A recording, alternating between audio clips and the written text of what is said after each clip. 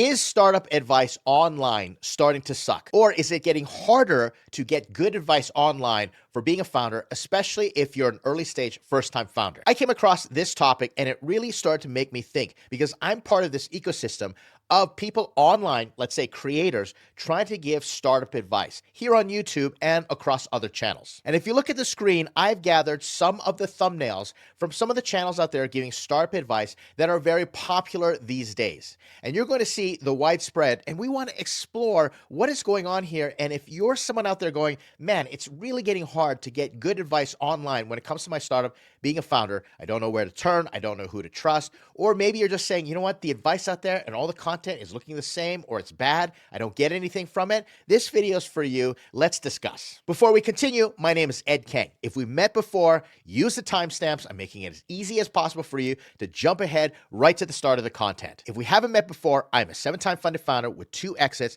and that's just a fancy way of saying I failed a bunch of times to your benefit because I use channels like this and my YouTube to try and help founders avoid some of the catastrophic mistakes that I've made. Not to say that you're not going to make mistakes, but I will try to make your life a little bit easier because it's hard enough as it is. I'm also the Chief Strategy Officer for Startups.com, where I oversee 600 founders and 4,000 alumni.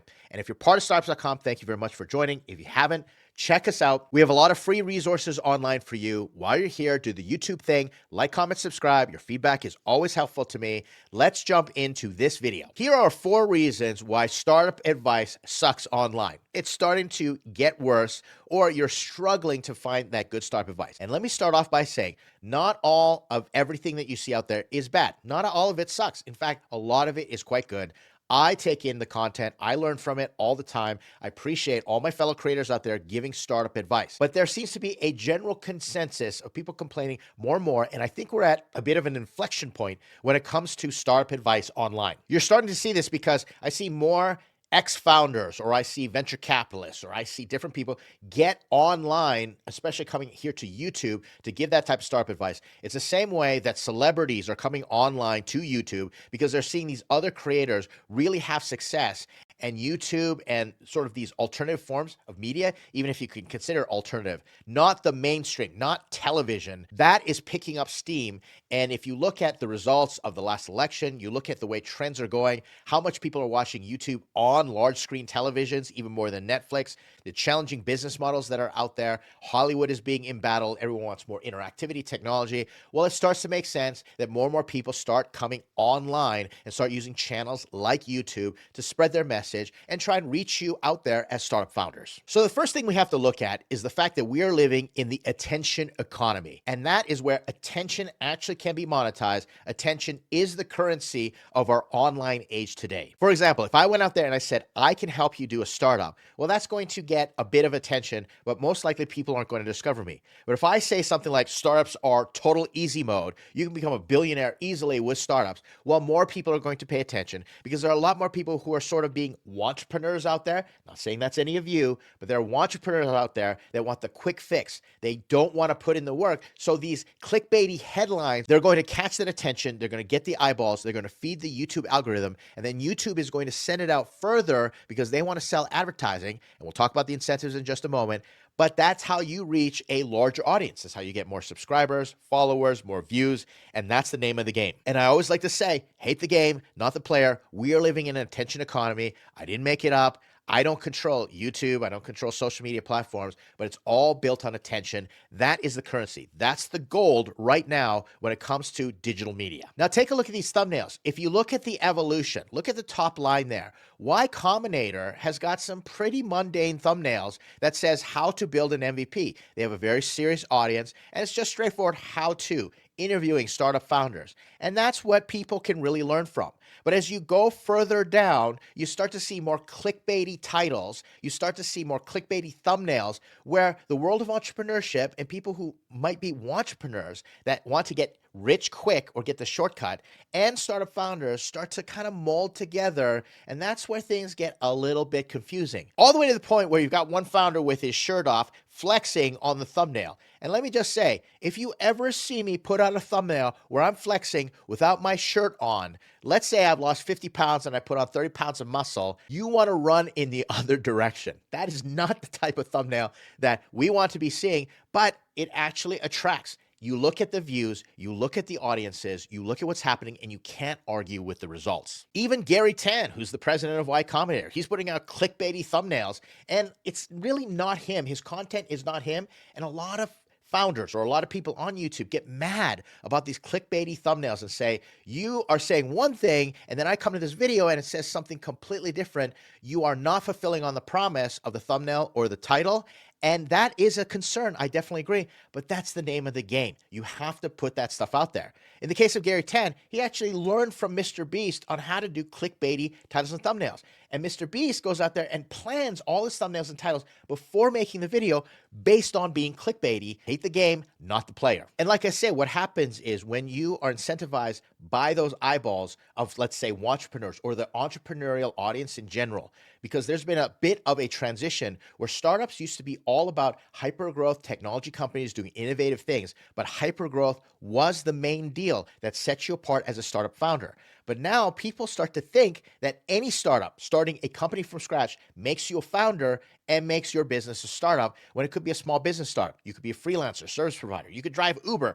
You're still an entrepreneur. I get it, but you're not a startup founder according to traditional definition. However, those worlds have come together. And so it makes sense that a lot of people giving that advice to startup founders would want to dilute a little bit and cross over and start to attract entrepreneurs in a general sense. But that dilutes the content, and what works for a small business owner or someone who's, let's say, working a corporation trying to learn sales, those principles, while true, do not directly apply to the startup founder doing founder-led sales right in the beginning of their MVP launch. But this can create confusion. It causes people to get very confused. What should I be listening to? And a lot of individuals online express to me their frustration, say, I'm just going to give up, and I stopped listening. This brings us to reason number 2. Incentive structures do not align. Your incentive for watching this video and my incentive for putting out the video are vastly different things. In this case, money versus time is a thing that you need to recognize. Let's explore this a little further. If I am a startup founder and I've reached a certain level of success, let's say I'm running a unicorn,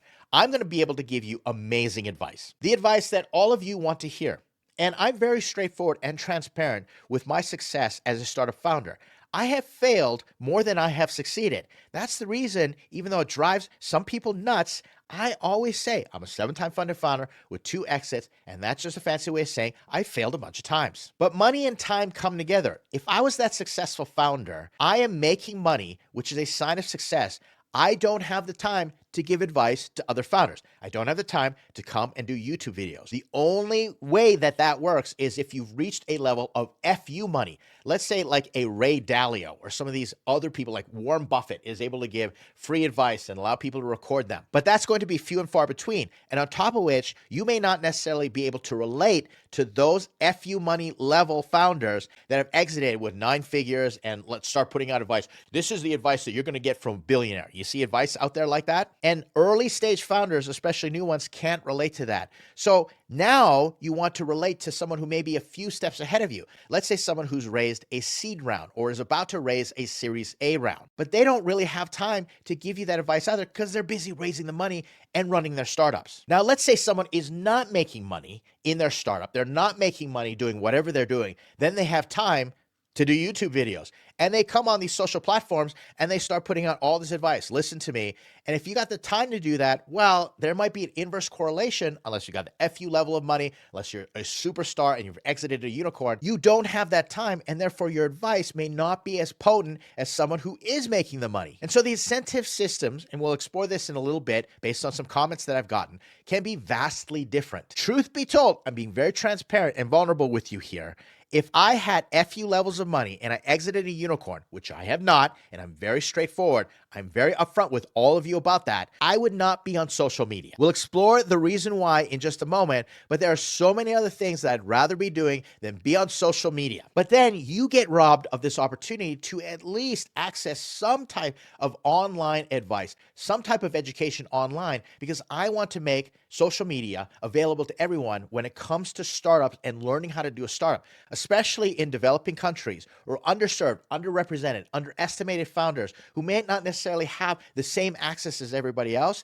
I want to make sure that you have access to it. But if you look at my metrics, you look at my numbers, and I'll show those to you sometime later. I'll be very transparent as much as I can be. The money I make, let's say from AdSense, ad revenue on YouTube, from founders that are watching my videos in developing countries like India is a major part of my audience. And if you're from India, thank you so much for your support. I appreciate you watching my videos. But I get paid less to make videos watched by people in those developing countries because advertisers are not incentivized the same way. The users over there are not as valuable, and therefore I may start to turn my attention and be incentivized to do clickbaity titles and attract people in the United States, and that's not just what I want to do. So like I said, our incentive structures don't necessarily match up, and if I don't have a product that I'm selling and making money from this endeavor, if I'm not making money somewhere, then why would I do these videos? On top of which, I have a membership. I work at startups.com, and I want to invite founders to be part of startups.com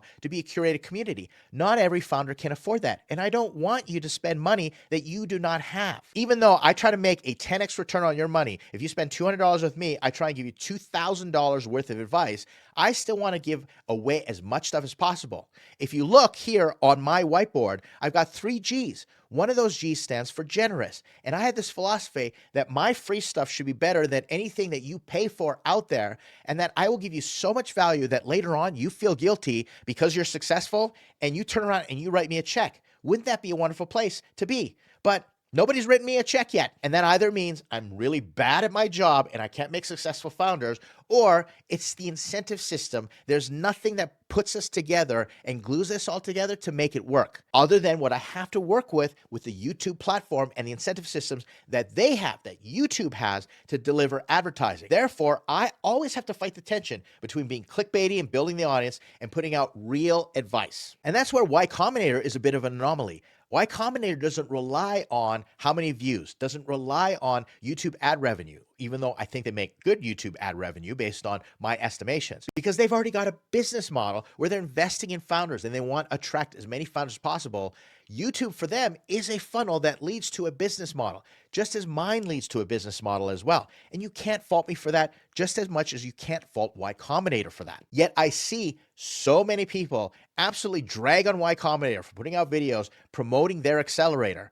Well, of course they're going to, because they're incentivized to do so. Number 3 is that platforms get saturated after they're curated. Typically what occurs is that a community forms online and it's curated and treats the audience really well. But then the other incentives come into play where that platform or that community wants to start making money, convert paid users, and then they've got another business model and they try and get more money from those paid users or advertisers, and the quality of the community, the content starts to go down because making money becomes prioritized. This is what is called enshittification. Enshittification is a term that got popular over the last couple of years, and it basically means the race to the bottom as you try and monetize marketplaces. YouTube is going in that direction, Netflix, Amazon, Uber, you name it. Every business model right now, structured the way it is, based on the attention economy and its incentives, gets to the point where it degrades and the quality starts to go down. And the exact same thing is happening in startup advice territory. Let me illustrate this for you from a post that I caught on Reddit recently.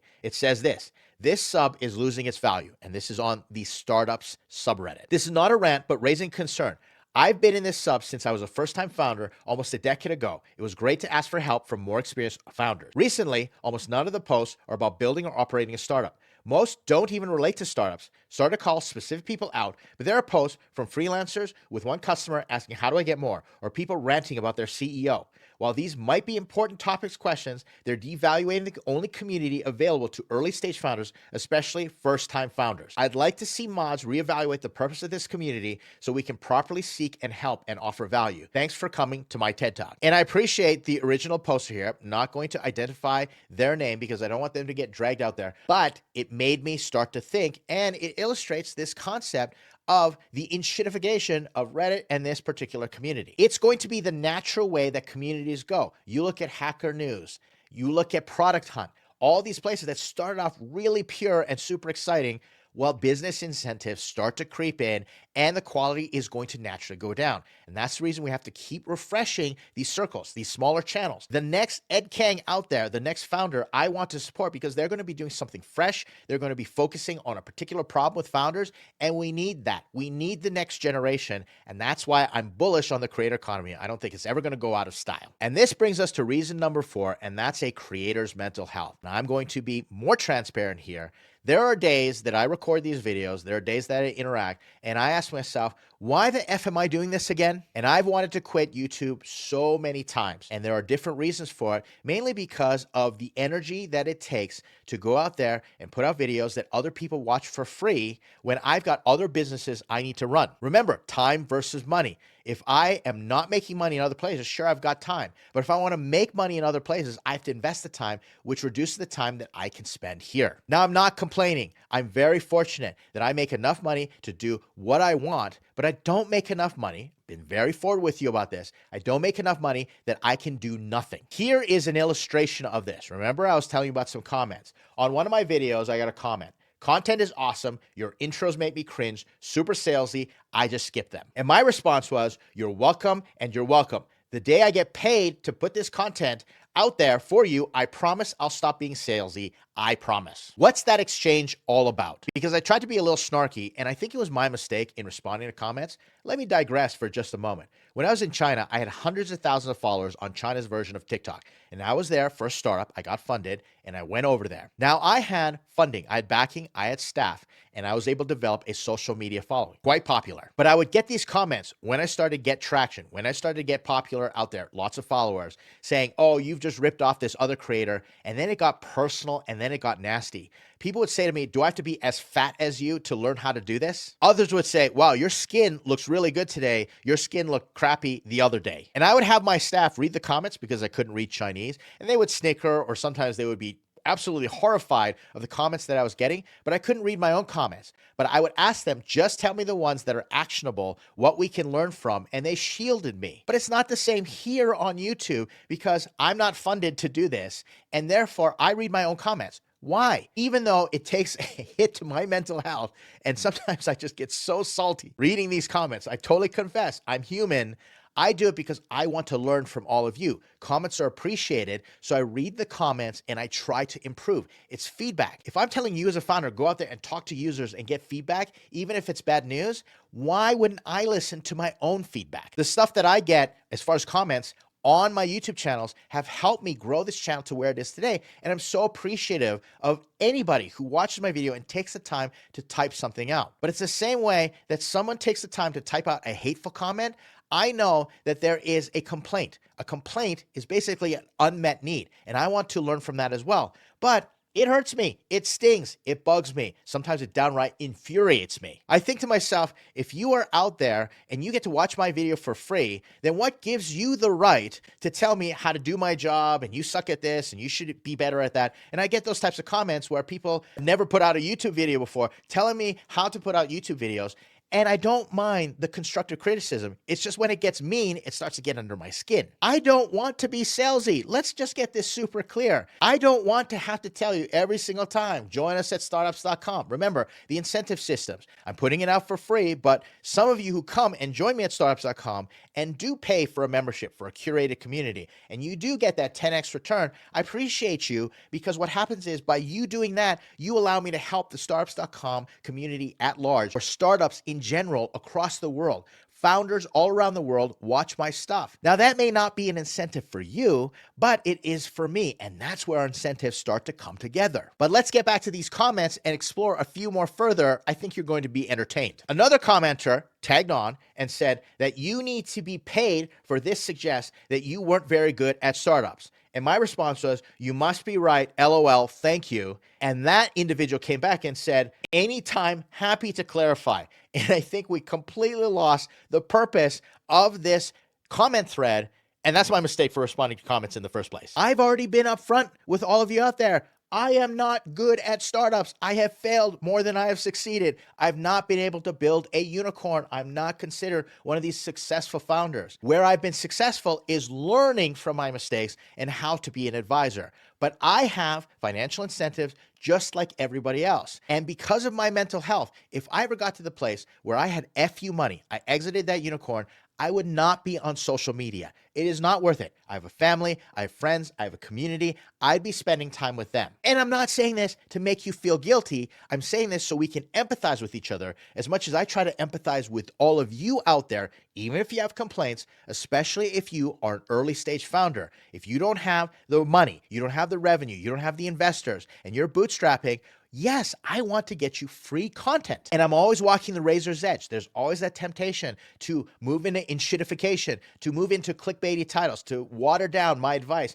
and just try and build the biggest audience possible to become an influencer and take my shirt off in thumbnails. I'd have to go to the gym way longer to be able to do that, but the temptation is there. Not to get naked, but to build this as big as possible and to get to the point where I'm not worrying about actually giving informative advice. I just want to build my audience and get as much attention as possible. And I hope I've demonstrated that I'm willing to be humble and I'm willing to listen. And that's the reason I try to make the comments. I don't want to fight with anybody in my comment section, but it's part of me adapting, part of me adjusting, maybe self-medicating a little bit by being sarcastic in my comments, but I'm trying to build a relationship with all of you out there. And by no means, I keep repeating this, am I complaining? Because there are some amazing things that happen. There are so many of you founders out there that I enjoy so much interacting with. I love talking about startups and listening to the comments and hearing your takes on things. It's appreciated. Your feedback helps me get better and helps us all get better together. Take a look at this message that I got on LinkedIn just this morning. It's from Abhishek. Thank you so much. Hi, Ed. Just wanted to say I love your pitch deck content. We're Techstars backed company, and I have several VC meetings coming this week. And after watching your videos, I scrapped my deck and I'm completely rebuilding it from scratch. Keep up the great work. For every rough comment, for every hateful comment that I get, or very critical and mean comment, I get so many other comments like this that make me want to continue doing what I'm doing, that encourage me every single day. I'm not fishing for encouragement here. I don't want you to blow smoke and sunshine at me. I appreciate the critique, like I said, but I'm expressing how I'm human and that there's a mental health component going on. And therefore, a lot of founders go out there and they earnestly try to give advice and they try to put out content, but they just get attacked. I've seen it happen. And I think to myself, why are you putting yourself out there? You might as well just go work on your startup. Who cares what everybody else thinks about you? I see comments like, oh, you just got lucky, or you don't know what you're talking about. I hope you fail. People who are jealous, they don't like it. Misery always loves company. I get it. That's the internet. It can be a toxic place. But it all boils down to creators burn out. Creators have a hard time. And I've seen it occur where they start to do things for the money, they lose the passion, and then they just quit. They prioritize their mental health, their family relationships, and they say, I'm getting out of there because the court of public opinion on social media can be really nasty. It's fulfilling and rewarding on one level, but wow. Although the upside is huge, the downside, it can really cause damage and hurt people. Just as an aside, my son is a successful creator. He is far more successful than me. He's basically quit. Why? Because the comment section has been so mean. He's 19 years old. He doesn't have the experience. He doesn't have the security of life experience like I have, where I can just brush it off. Soft heart, thick skin. Young people, especially if they get famous on the internet, wow, it must be so difficult for them, and I empathize. Are there any solutions to this? I don't know. But I think that we can work on it together. I hope this video helped you empathize just a little bit, maybe have a little bit more compassion for me and other creators out there giving advice to startups. As much as I try to have compassion for all of you, keep your comments coming. Help me empathize with you as we do this with each other. And let's build a reciprocal relationship here on YouTube. Let's encourage one another. I always want to be positive, but I also want to leave room for you to get angry, for you to share your hurts, your disillusionment, where you are frustrated with the startup ecosystem, because I'm going to go out and try and figure out how to solve it and at least do my part to contribute to this ecosystem and raise the water level. The rising tide raises all ships when it comes to the startup ecosystem and the advice that you're going to get online. I'm a small channel. I'm small, but I'm hopefully growing enough where I can get enough influence to show the way for this entire online social media ecosystem to improve us as a whole for you out there. And I'm excited to share your success. Let's continue our relationship. Watch some of these videos. on the screen. I appreciate your time as always. It's valuable. Thanks again for hanging out with me in this video. I will see you in the next one.